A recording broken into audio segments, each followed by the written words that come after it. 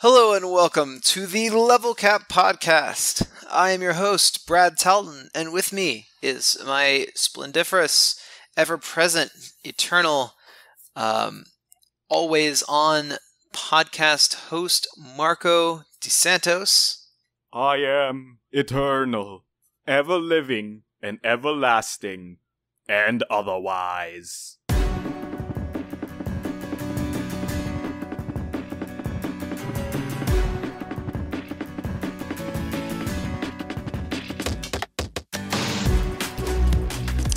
It's Marco. And here we are, once again, we're back. Yeah, we're back. Hey, Brad, why'd you make it sound like I was some sort of old god? Well, you kind of are the old god of this podcast, you know. We're getting close to episode 99, so the end times are near. Oh my gosh, wait, once we reach episode 99, do we all die? Do I die? Is that what happens? We will not all die, but we will all be changed. Oh, I like that. But before we get to episode 99, let's talk about episode 95, where we have a wonderful docket for all of you tonight. We will be talking about a few things this episode, specifically talking about where has Brad been. We are also going to be talking about a very special game for our game club, and we will answer some of the pressing questions all of you have for level 99 games. So let's start it off. Brad, where have you been? Where were you last episode, young man? Well, so last week I was actually kind of sick, which is why I didn't record earlier in the week. But then after that, I went to Youmacon in Detroit. So I was in Detroit all weekend. And so I've been way behind on my podcasting duties. And I apologize to everyone. But you got to hang out with Chris. So that sounds like it went pretty well anyway. So yeah, Chris is a fun boy. Yeah. So how was Youmacon? What'd you guys do there? It was really cool. We had a tabletop area booth. We had a vendor's hall booth. We were selling a bunch of games, primarily focusing on Exceed, Temporal Odyssey, and Professor Treasure, and Cell Swords and Noir were what we had this weekend. Mm-hmm. We should have brought Millennium Blades. We had a lot of people come up and ask us about Millennium Blades, and we were trying to travel light, so we didn't bring like the really big games. But I think we could have brought that one. So next time we'll have some Millennium Blades and probably some Megaman Pixel Tactics there. Yeah. So we did some panels, and one of the panels I did was on world building and how, we build expansive and persistent fantasy worlds. So I think I'm going to take the notes that I made from that presentation and turn it into a blog and kind of make it a weekly post for a few weeks. So look out for that series coming up soon. Oh, that's going to be awesome. Oh man, I can't create my own worlds. Like, it essentially just boils down to here is a room. Here are 5 characters. That's my world. Well, that's the plot of a certain award-winning movie, isn't it? Okay, that's fair. Anyway, that's fair. Okay, that's fair. Speak. So after you read this blog, hopefully you will be able to build a bigger world and go outside the room. Ah, yeah, definitely. I definitely don't want my world to be just The Room. You know the movie, The Room? Yeah. That, definitely not that. Okay, so, Brad, let me ask you another important question that I want to get answered. Mm-hmm. Is that, what's our game club game for this week?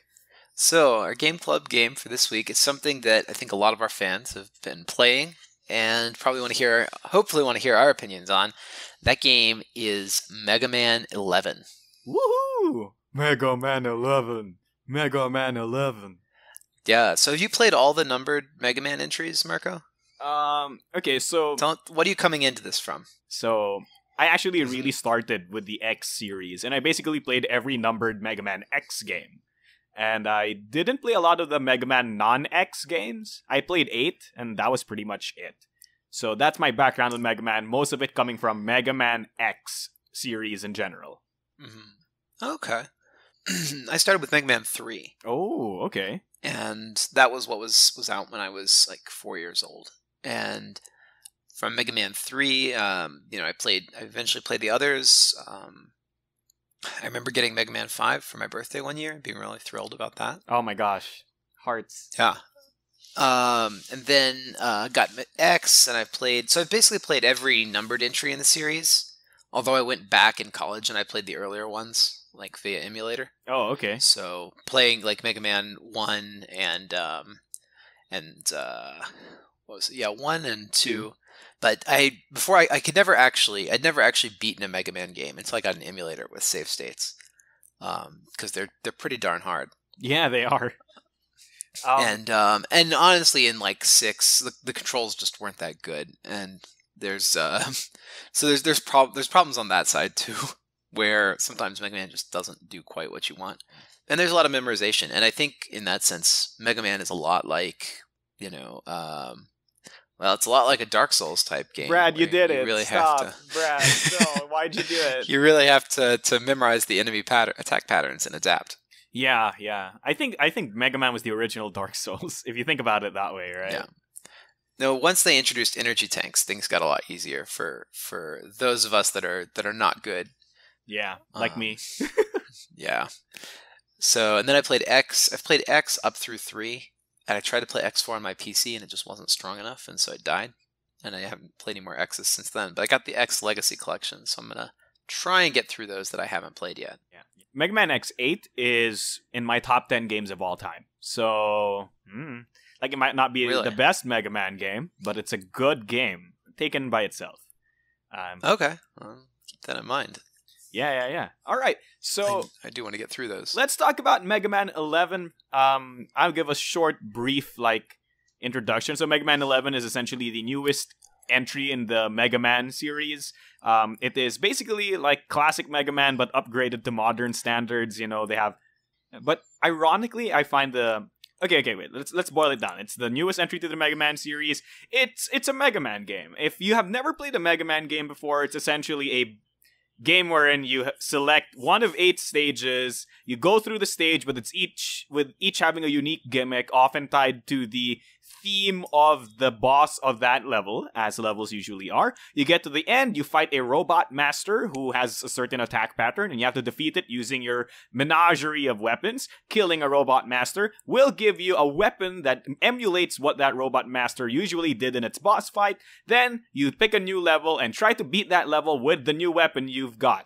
Each of the robot masters has a unique weakness to one of the other weapons, so you can kind of piggyback on using the weaknesses to beat each subsequent robot master. And other than that, it's just a standard platforming shooter game. As Ego Raptor has so eloquently put it, it's jump and shoot. You jump and shoot, because that's the entire game. That's pretty much it. Yeah. That's pretty much the entirety of Mega Man. Brad, what are your thoughts on Mega Man 11? So I really like the modernizations that they put into Mega Man 11.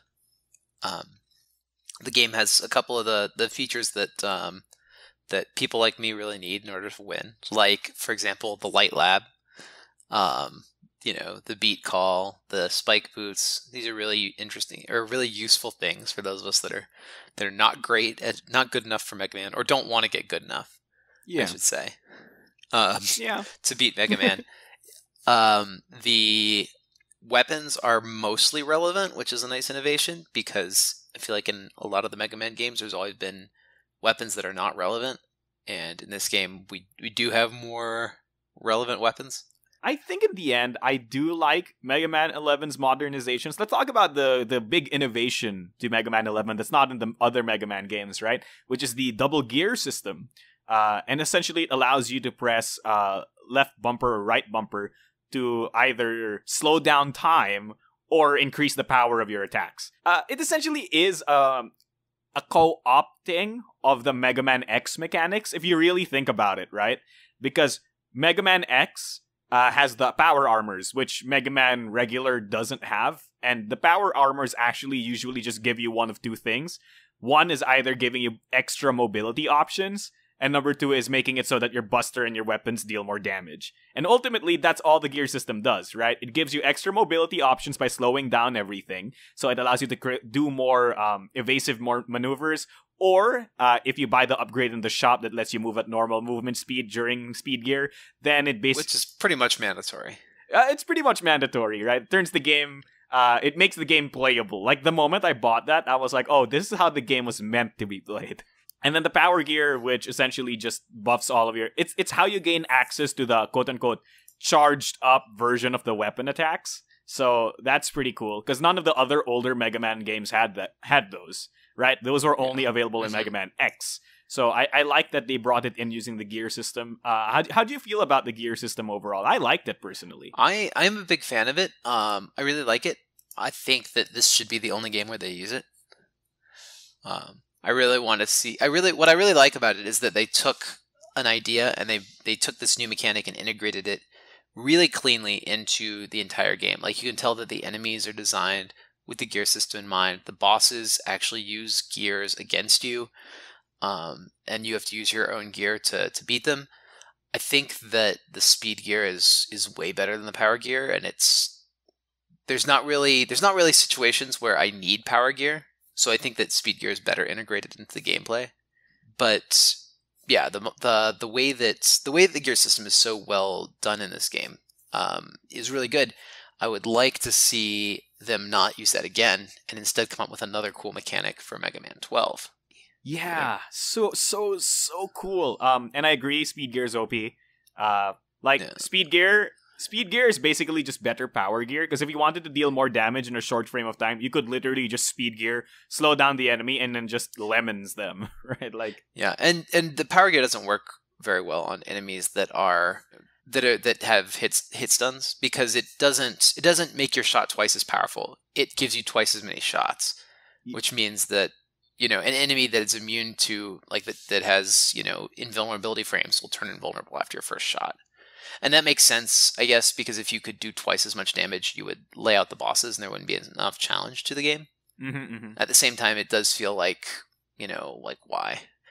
But the power gear gets cool with the bonus weapons, right? Yeah. So I guess that justifies it, because every weapon has an alternate mode when you have power gear on, and those I find myself using power gear very regularly for. Yeah, especially powered up bomb. So good. Bomb is really good. Ice is really good. Honestly, the blocks are incredible.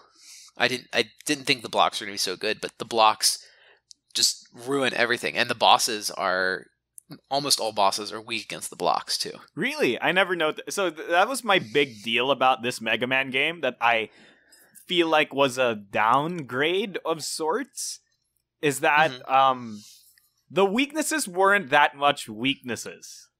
Like, yeah, the weaknesses of the bosses weren't very pronounced. Like, you could tell when a weapon wasn't working, but it was hard to tell which weapon was working. Yes. And also, but in Mega Man X, the way the bosses worked was when you used your weakness on them, it would often cause them to play differently, entirely. Like, for example, there was a boss in Mega Man X2 or Mega Man X1. Like, he's a mammoth who shoots fire and stuff, right? Uh-huh. And he has a trunk. His weakness is the equivalent of, like, the metal blades in that game. So, like, when you use the metal blades on him, it cuts off his trunk, right? Like, and it changes the way he fights. So rather than spewing fire out at you from his trunk, he can't do it anymore, and he has to just jump around until his trunk gets fixed again.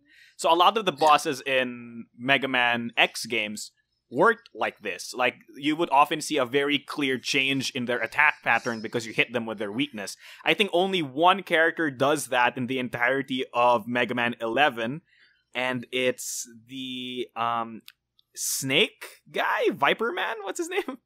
The Acid Man? Acid Man. There you go. He looks like a snake, right? Yeah, it was... And what does he change? So when you block him, right? So block is his weakness. Is his actual weakness. His barrier disappears. His barrier disappears, and he doesn't do the cycle where he shoots you with, like, the acid droplets. He does an entirely different attack instead. Like, I see. So that makes sense, based on, the weapon as well. Yeah. But exactly. Yeah, I mean, the bosses already have 2 modes because they have their gear mode. Yeah. So I think that giving them more than that might have been overdoing it a bit. But at the same time, I think it is nice that you can fight the bosses kind of flexibly in your own way. Yeah. That's not so bad. Honestly, I felt like the weapon weakness system in some Mega Man games is too pronounced, and in some Mega Man games it's too weak. I think it may err a little bit on the too weak side in this one, but at the same time, it's better. It's better that way. It's better to be too weak than too strong, because you still get to experience the boss battles, which are the most interesting parts of each stage. Okay, yeah, maybe in the end, like that's true, right? Because in the other Mega Man it's the games, same thing with and it's the same thing with the power gear. Like if if the power gear really doubled your attack power, then bosses would just drop, and you wouldn't really get to see what they can do. yeah, that's true. So I understand why they made these decisions. Okay, I guess that makes sense, right? Like, because in the Mega Man X games, I basically don't know how any of the boss fights play. Because when you hit them with their weakness, the boss fight basically turns off. They just crumble, yeah. Yeah. So I guess that makes sense. I do absolutely plan to do a Buster only run of this game. I wonder if I can even do that. But yeah, it's definitely going to be fun. Yeah, sure, it's fine. I'm sure you can make that happen. In the modern Mega Man games, they plan for you to do perfect runs and like no damage runs and Buster only runs and speed runs. They build for that nowadays. Yeah, so it seems like that kind of game, right? Because there's a mode called Superhero Mode where, like, I think you get one touch death. So that's gonna be interesting, right? So yeah, Brad, what's your final verdict on Mega Man 11? Do you recommend this game? Is this the best Mega Man game in existence? Well, I think Mega Man Legends 2 is the best Mega Man game in existence. But as far as the original Mega Man series, yes, this is probably the best of the numbered Mega Man entries made so far. I think I could say that with confidence. It's got good features for players that are well versed in the series. It's got something new.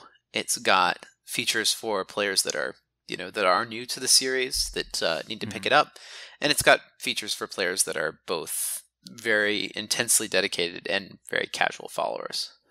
So one thing that I think is still I guess a problem in the series is the Dr. Wily castles. I really don't like Dr. Wily castles. What about you, Marco? Do you enjoy those? So it really depends on which Dr. Wily castle we're talking about. Oftentimes, at least in the Mega Man X games, I feel like Dr. Wily castles are cool because you basically get to like do all the mechanics and stuff, right? And you oftentimes get story bosses there. But in the Mega Man non-X games, the numbered Mega Man games, you often don't, right? Essentially, they're just giant, like, hard puzzle platformers, and then you fight mini bosses that are hard, and they mean nothing, right? Yeah, I think that's really where it is. Like, this castles typically don't have story development, and but story development or not aside, they're always linear. And they never introduce new powers to you, right? So by the time you get to the castle, like you've done, like the interesting thing is picking your stage, and getting new weapons. That's what really excites me about a Mega Man game. And by the time you get to the castle, like those two elements are gone, and so it's like what makes the game actually interesting is gone, and now it's just like Mario Brothers with guns. Can we just make that an endorsement for Mega Man games? It's Mario Brothers with guns. Like, I think you can make that the episode title if you want. Yeah. Thank you. It's Mario Brothers with guns. I think I see where you're coming from, right? Like, when I got to the Wily stages, I wasn't as excited to do them as I was to, like, do a new Robot Master, because Robot Masters are interesting. They give you a new weapon. You try your own weapons against them. But in the Wily stages, it's just like, what's this orb I'm fighting? Right? Like, the boss designs for Wily stages are A, not as good as Robot Masters, and B, they don't give you anything. So I see. Yeah, they don't have personality. I think that's the thing. And yeah, the Robot Masters have a lot of personality and they're cool. Yeah, exactly. The Wily bosses are just like, let's make the hardest, weirdest boss we can. Yeah, I mean, like, the only thing that made me excited for the Wily stages was that you got to fight Yellow Devil again, and I was like, oh, it's Yellow Devil, woo! Yeah, I've never been a fan of Yellow Devil. They did change him up a little bit. Speed Gear does change the fight. And it's so cool. They changed him because they know that you had Speed Gear, so they gave him a bunch of attacks that are basically impossible to dodge without Speed Gear. It's so fun. Cool boss fight. But yeah, I think I know where you're coming from. and which is why I think the Mega Man X games do Wily Castles better than Mega Man regular games, because Wily Castles usually have story development. The bosses are usually quote-unquote robot masters, because usually when you go to a Wily Castle, the bosses end up being like Vile. You're going to fight Vile or some other, like, some other story. And even the final boss, Sigma, is like a robot master. I mean, he is literally just a robot masters, right? He is just at least for one or two forms. Yeah. Yeah, and then he turns into a giant wolf or something, right? Like, I don't know. But yeah, it's that, right? Like, basically the end bosses are still interesting. And sometimes they even give you stuff. They still giving you stuff when you reach there. Like, oh my gosh, there's a Mega Man game where entering the Wily Castle gives you the Z-Saber as Mega Man. So that's cool, right? Like, we're talking about X, right? So this is actually the Sigma Castle. Yeah, sorry. They're not even Sigma Castle. Every time you say the Wily Castle and you talk about X, I like bristle a little bit. Okay, fine. It's the Sigma Castle in X. It's not even Sigma Castle. It's just Sigma Base, right? Because he doesn't actually have a castle. He just has a base. These are not related series. They just happen to have a character named Rockman, but they are related though. What are you talking about? They're not storyline related at all. Yes, they are. Mega Man X happens 1,000 years after Mega Man. That's it. Okay, what I mean, but they're not the same series. Yeah. They're different series, but they keep many of the similar elements anyway. Like, yeah, that at the end of it all, Brad, you want to hear my final verdict on Mega Man? Yeah, tell me what you think about Mega Man 11. I think Mega Man 11 is a good game, but not necessarily a Mega Man game that I will cherish in my heart forever. They have cool mechanics and unique mechanics, but I don't feel like they... Maybe this is my Mega Man X like background just speaking, but I feel like there wasn't enough. I feel like it was a little bit too pure for my tastes. I don't know, maybe there's just something about the PS1 and PS2 era of Mega Man games where like all the Mega Man X games were just like, oh, there's like 17 collectibles and there's upgrades and you can level up and there's experience and all that stuff. So maybe I missed some of that complexity. The gear system kind of tides me over a bit because it gives me the mobility options that I was sorely missing from Mega Man X and gives me the upgraded weapon powers. So I think that's okay. It's a good Mega Man game, not my favorite, probably in my top 10 though. Mm-hmm. I think Mega Man 11 is probably the best of the numbered Mega Man entries. I don't know if it'll beat all the X titles. I really like the upgrading system in X, but I think the best Mega Man game is still Legends 2. But I do think of the like one Mega Man to Mega Man 11 is the best in that series. Yeah, and they've really perfected the formula, I think, except for my quibbles about the Wily Castles, which hopefully they'll figure out in 12. But on the whole, I think it's just right. I don't want more than that from a Mega Man game. It might be nice if they had some Kirby style mini games or even challenge stages that are non-linear. But on the whole, I can't complain too much. I think that they did a really good job of bringing it to life, following the formula, and changing the formula in a way that it's both familiar and refreshing. Indeed. And I think that's all that we really wanted from Mega Man 11. Yeah, so it delivers on the promise. Also, to me, it just sounds like you want a new Kirby game. I'd like a new Kirby's Adventure game. I don't really care too much for like Canvas Curse and like the weird robot one. It'd be nice to have a more traditional Kirby game. Yeah. But the trouble is that all the Kirby games are made now in a way that's not very nuanced. If that makes sense. You mean it's for kids? Well, not even that. It's just that they make things a little bit too easy. Like in Kirby's Adventure, you had to like go to you'd see like a block. And you'd be like, oh, that block, how can I even hit that? And you'd have to go back to like another world and grab the hammer and then not get hit for an entire stage so that you could bring the hammer to this one location to hit the block and unlock like the secret stage. What insanity. And yeah, but that was interesting because it was a high level challenge in a game that is really easy. And you wouldn't even know that was there unless you were, playing the game from a more experienced standpoint.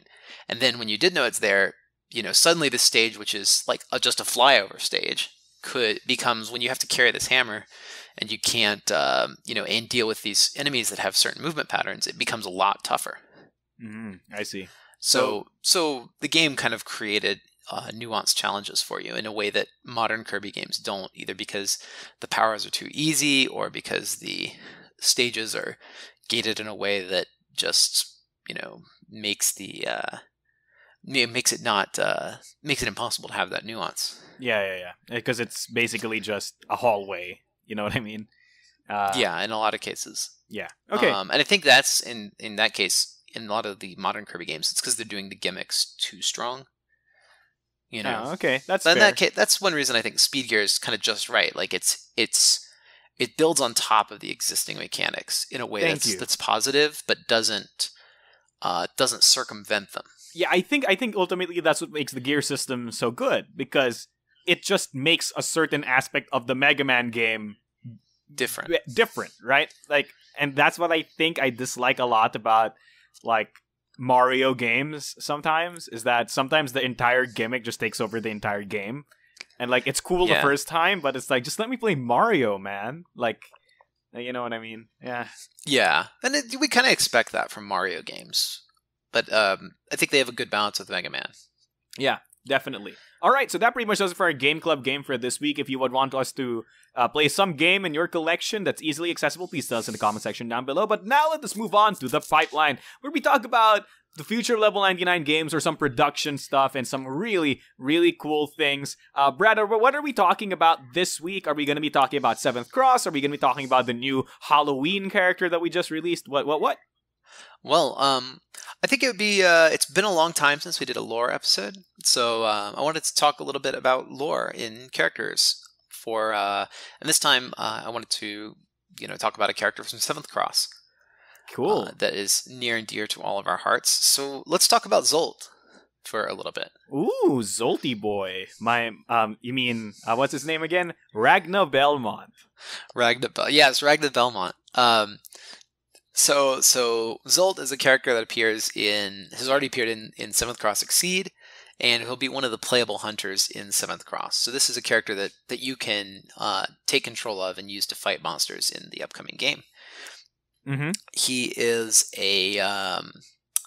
what's the word? He's kind of the archetypical monster hunter character. He's a little bit Dante, a little bit Belmont, a little bit Ragna the Blood Edge, even though that doesn't necessarily fit with the mold.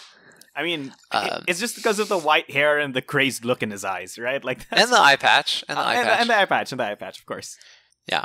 I can't claim all those design elements. I said he's going to have an eye patch and a red coat. The rest was up to to the artist. Oh, so maybe Wicked Alucard's played a little bit too much like Devil May Cry. Maybe. I mean, we knew what we were going for. Like, this is a character that when you see him, you immediately know, oh, this is the badass vampire hunter character. This is that guy, right? Like, yeah, I get what you're going for. And I think that's good. It's nice to have a character that, when you see them, you immediately know what their archetype is that they fall into. And then once you have that immediate understanding, then you can start learning the interesting things about the character. Yeah, sounds about right to me. So, talk to me about something about the inspiration behind Zsolt. Like, no, not inspiration, but like, what role does he play in the story of 7th Cross? Yeah, so Zsolt is a 7th Cross hunter. He is, and when I say like hunter, I mean not just in the general term that he hunts monsters, but he's actually a monster hunter. He doesn't do like magic, or he doesn't do like deal with demonology. He actually just goes out and tracks monsters down and kills them, and that's his job. Nice. So he's experienced in in traditional hunter disciplines, like tracking and trapping and using variety of weapons, execution, that kind of thing. Uh-huh. A lot of these monsters are pretty difficult to execute, so you have to be a certain kind of person to be able to figure out how to kill monsters in this universe. So Zsolt is, and one of the reasons for that is that he has this evil eye, and that's the one with the eye patch over it. But in his artwork, you can see you can see that he can take that off, and he has this red glowing eye. Of course. If you look at the other character, Son of Cross, there's another character that has an opposite glowing eye, and that's Turnaloose. And you notice that one of Turnaloose's eyes is actually missing. So he's actually got just like a blank eye in one of his sockets. Oh, did Zsolt steal the eye? Yeah, Zsolt stole his evil eye, and that's why Zsolt has those powers. I see. So what powers does the eye give him? Basically, it makes him supernaturally good at killing stuff. To just do like the obvious Fate reference, he's kind of like like Shiki, where he can see the like death lines. But basically, he can figure out how to kill anything. So it basically gives him weak point HUD. Yeah, pretty much. Okay. And there's some heightened senses and awareness and perception of speed and motion in there. So, but a lot of that is also his own skills. So Zsolt comes from kind of a criminal background and worked with Turnaloose and Minato and Hadrian Mercer, one of the villains that you get to meet in the upcoming game, and was basically a contract killer for this criminal organization. He was eventually captured by the church, and he was planned to be executed. But he was saved from that by Taisei, who was a paladin at the time, and decided to try and redeem him as a hunter. Mm. So Taisei says, "Hey, I'm going to put your skills to work." He sets up this 7th Cross team nicknamed the Bloody Band, and I like it. Together they go out and they hunt monsters. And things were going great until one of the other hunters on that team, Marlo Christie, killed one of the members, one of the church members in the team, and then ran away and defected from the group.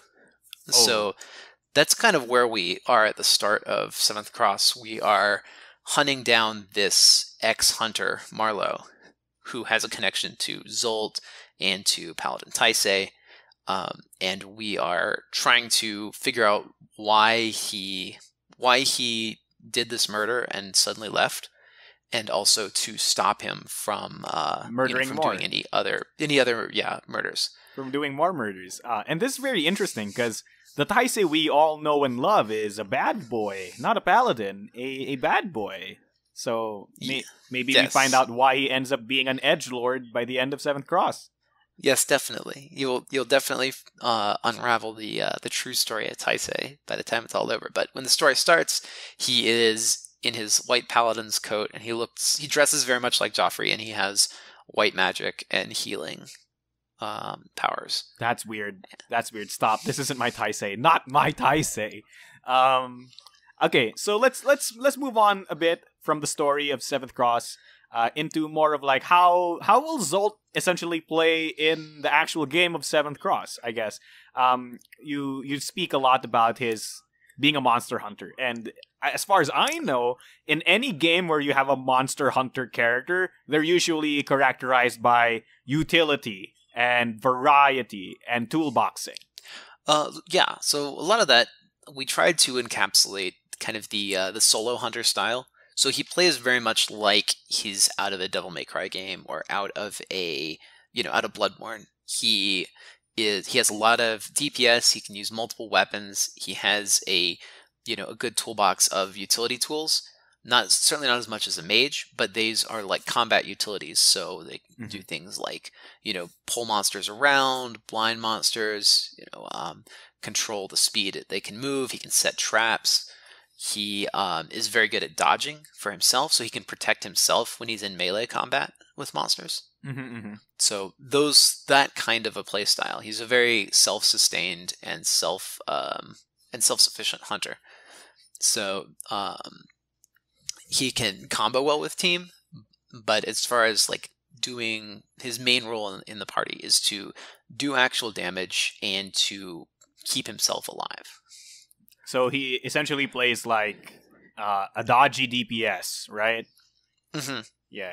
Okay, so he doesn't really play well with others, I'm assuming, based on his lore and stuff. There are builds that will work well with others, but typically it's going to be others working well with Zsolt that will maximize his potential. So in a way, he's a character that can capitalize on support very well. I see. So it's like Zsolt is this force of nature that his teammates essentially have to work around with, kind of. Yeah, to some extent. Yeah.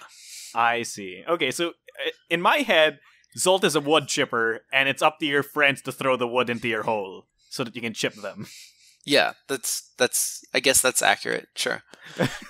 It's a strange analogy, that doesn't not what immediately comes to mind, but yeah, sure. Wood okay, chipper. Somebody give me fan art of wood chipper Zsolt now. Thank you very much. It'll be in the Pantheon. I knew you'd use the power Diesel. for evil eventually, Marco. It'll be with Van Diesel. We'll have Zsolt chipper. That's your monster form. Is a wood chipper? is commissioning bad fan art. Is the same Marco just covered and pasted with bad fan art. Oh, sounds beautiful to me. What are you talking about bad fan art? You mean great fan art? So I mean actually like malicious fan art. Like the fan art is evil. The fan art is evil. Evil fan art. The fan art was made with ill intent. I see. Oh, speaking of evil art, let's talk about his monster form. So Seventh Cross is a game where everyone has a monster form because you give in to the dark magics and you become a monster. Zsolt actually has a very special distinction, in my opinion, because his monster form doesn't look all that different from his regular form. Yeah, so his monster form is called Hunter of Men, and it is actually based on a traditional, like, movie monster maniac killer type of character. So this is a character that is become so enraged or so caught up in the spirit of the moment and the violence that doesn't recognize friend and foe. He doesn't recognize good or evil or objectives. It's just kill, kill, kill. And so it's a little bit based on the myth of Cuchulainn from the Irish I see. and Scottish folklore. Yeah, the persona. I only know it from Persona, so the persona. Okay, so this is a character that would fly into a battle rage and basically transform into an unrecognizable monster, and killing friend and foe alike. And so until the battle was over and he was calmed, and that's kind of the idea behind the Hunter of Men. Another good example would be, say, like Gaston in Beauty and the Beast. You see in the last scene, when the lightning flashes and Gaston stands up on the ceiling and raises his weapon, you realize he's the real monster. That's sort of the idea behind Hunter of Men. Yeah. I think at the end of the day, it's very interesting that we took this idea, because there's a lot of monsters in horror movies that are essentially just people, right? Because at the end of the day, this is something I always like saying. Like when people ask me, like, why is Zolt's monster form just him? And then at the end I say, because murderers are monsters in their own way, right? Like, to be a literal mass killer, you have to be some kind of monster deep inside. So man is the real monster. Indeed it is. So that pretty much does it for the pipeline where we talk about some lore. I'm really glad we finally got into some Seventh Cross lore, because I've been, like, thirsty to play this game more, and I just want to play more. It's on Tabletop Simulator now, and if you're a playtester, you can get involved and try out the challenge campaign, which is just a combat-only campaign. There's no storyline to it, but you can fight the monsters and see how the combat works and help us to balance the weapons and tools I see. that are available. You would never be able to balance Minato, because I'm pretty sure like all of his moves would be like, get a model airplane, put it into the field. Like, get a model train, put it into the... Can that actually be his mechanic? Like, you just give us model trains and then you we were thinking about making Minato a playable hunter, but Minato is a villain, and you get to fight against him. I know, but as a boss, that means you can literally just give him like attacks that are absurd, like summon an airplane, right? He tends to do stuff like set out like 3 or 4 danger points, and then the next time his attack comes up, if you're standing on any of those, you just die instantly. Oh, because he crashes airplanes into those places or Yeah, something? because he could just attack with overwhelming force. I And love then he Minato. has a lot of attacks that will reposition you. So you have to be, really careful about keeping dodges in your hand so that you can, survive any of those. So you can quick time event any of those instant kill moves. I like that. Oh my gosh. I've come to realize that, like, as much as I love Minato and Exceed, I have a feeling that Minato doesn't quite play as he would actually fight in actual thing, because I don't feel like Minato ever gets up close and personal. I feel like Minato just stands there and lets cars crash into you constantly. Well, we'll see. You'll get to see when you play the game. Yeah, we'll get to see. All right, so we'll move on to our final segment, also known as my segment, also known as 99 Questions, where we take your cars and shove it straight into your face, hopefully producing questions, which Brad and I will then deliberate upon. Okay. Yeah. Okay, sure. I had a good one, Marco, and you just ran away with it. I had a really good one. Okay, what was it? All right, I'm going to do mine. All right. We take the questions which you post on the internet and we press them down into question oil, which we then use in the cooking of the answers as a, to keep our digital pan from getting too sticky, and also to add a nice question-like flavor to the answers, which we then serve to you hot-baked answers straight into your mouth. Yes. Oh, I love it. That was way better than mine. I concede. It's. See, I was working at this. I was thinking about this. I see. As like I can do what Marco does. Oh my gosh. I can be the guy. I want to be the guy. I want to be the guy. All right. So for this episode, Brad, you're the guy. Let's move on to question number 1. Right. Hopefully this oil makes it through. I'm the guy. So Marco, why doesn't Minyard Milquetoast get the same respect as Wardlaw? Oh, okay. The obvious answer is because his mustache isn't as glorious as Wardlaw's. Obviously. Also because he doesn't have a magical belt that gives him superpowers. Next question. Okay. In the Millennium Blades universe, where the actual CCG is huge, are there TV shows, figurines, and knockoffs like with Yu-Gi-Oh? No, because it's so huge and so prevalent that in the Millennium Blades universe, the merchandise is so easily accessible. And if there are knockoffs, the parent company just buys them out instantly. No. Although we do have accessories and stuff. So you do see like the Millennium Blades lunchbox, the Millennium Blades statuette. Presumably there must be TV shows, right? Oh, definitely. There's definitely a TV show, but I don't think it's like Yu-Gi-Oh! Anime TV show, right? I firmly believe that it's just a live documentary series following like here's the thing. There's no such thing as a Millennium. That's great. It's like like travel documentaries, but with card games. Exactly. Or here's the thing. Here's a concept. What if in the Millennium Blades universe there's no such thing as a Millennium Blades TV show? Because every form of media is literally just about Millennium Blades. And there's no need for that distinction. I don't know about all that, but definitely like you would turn on ESPN and you see Millennium Blades, right? Like it'd be on ESPN1 and maybe sports something don't exist. else. Sports don't exist. Well, if they do, they're on like 2 and 3. Yeah. They're the non-popular things. Like, what if Millennium Blades was as popular as football? It's essentially that, right? Kind of, yeah. I mean, that's the idea. Like you turn on the news and they're talking about, or you turn on the news and it's like, the economics of different cards going up and down. Yeah. On the ticker. Instead of like 3 middle-aged guys talking about basketball points or whatever. I don't know what basketball channels are about. That's basically it. Oh, am I right? Like 3 middle-aged dudes complain about points? Three middle-aged dudes complain about the current draft environment. Sounds perfect. I love it. I know so much about sports. But it's like the same thing, except they're complaining about the card drafting environment. I would prefer that, All right. Like, at least you can theorize about cards and stuff. You can't theorize about whether or not the guy can shoot balls right. Like what is there? Yeah. Oh my gosh. Okay. All right. Seriously though, last one I think is only actually answerable by Brad. Okay. Well, go ahead then. Okay. Love the 7th Cross Designer blog. With the Kickstarter pushed back to the spring, what are the plans for the blog? Will you continue with new posts every Thursday? Are there other ways to follow along with the development of 7th Cross?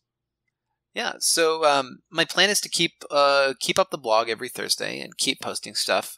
Some of those posts may just be previews of actual boss fights, or previews of artwork or player boards, things that are production type work that's getting done. So because we've talked about most of the mechanics in the game already, I think. So those kind of blogs will be a little bit more spaced out, but I will be continuing with new posts. And the other way to follow along with the game right now is to get involved with playtesting. We have open playtesting for, like I was saying earlier, the challenge modes of 7th Cross. Yep. We are working on getting the campaign, like the storyline campaign modes, ready to play. So you can jump in and play some 7th Cross right now on the playtest forums. We've got a new NDA that you can sign and jump in. So don't hesitate to go to our Discord server and join playtesting, because we do need your help on this game. We really want to make sure that the game is tight and balanced, and the more help we get, the better. So that's the best way to get involved with 7th Cross, is to help us build it. Yeah, and it's one of our first co-op games, so yay us. Yay. Yeah, us. It's been a lot of work to do a co-op game. I didn't realize things were so tough. I didn't realize that friendship was such a hard mechanic. I know. I know. Oh my gosh. All right, so that pretty much does it for this episode of the Level Cap Podcast. I hope all of you enjoyed it, and if so, share it with a friend. And if you absolutely dreaded every second of this, well, share it with your enemies so that we still get reach. Brad, as much as I would like to keep shooting the breeze with you and talking about 7th Cross, my new waifu. The breeze is dead, so now we have to go shoot something else. Yeah, let's shoot men, because we are the monsters. So, Brad, as much we have to end this episode. Are you okay with that? Do I have your permission? I don't know if I'm totally okay with that sentiment that you've expressed, but I'm okay with ending the episode, because now I know that you're a real monster.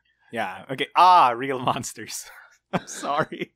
That's such an old show. Yeah. Okay. Sorry. Now I know that you're a complete monster. So thank you. Thank you. There's the TV trope. Yeah, there's the TV trope. There's the callback to an old Nickelodeon show. There's the fact that I just expressed the fact that we might kill something after the podcast, and of course, nothing will be killed in the making of this podcast. Just want to make that clear to everybody at home, except Brad's eyes when I get that art of wood chipper Zsolt. Yeah, that'll be painful. All right, so thank you so much for listening. My soul will go directly into the wood chipper. You just imagine, like, it's Zolt's face, but his mouth opens up and there's like twisty blades inside. Wow, no, stop. All right, stop. Done. Goodbye. Goodbye. Good night. Thank you so much for listening to this episode of the Level Cap Podcast. As usual, this has been me, your host, Marco. Don't forget your special action so that you can cancel Marco out of whatever nightmare fuel he's trying to pour into your mind. But you've heard it already. You can't unthink it anymore. And as usual, that's been me, your host. I play my cancel, so even after I've seen it, I can unsee it and choose a different response. Can you just play Ernie and hit me so that you just play a different game entirely? Yes. All right. That's what I'll do. Oh my gosh. As usual, that's been me, your host, Marco DeSantos, also known as Mechanic Cricket, also known as a true monster. And with me has been my awesome, amazing co-host, who's a good sport and will probably not sleep tonight, Brad's out. Thank you so much. Again, don't forget your special action so you can cancel me. #cancel Marco. No, don't. All right. Thank you, everyone. Thank you, World of Indians. Thank you, and good night. Happy gaming!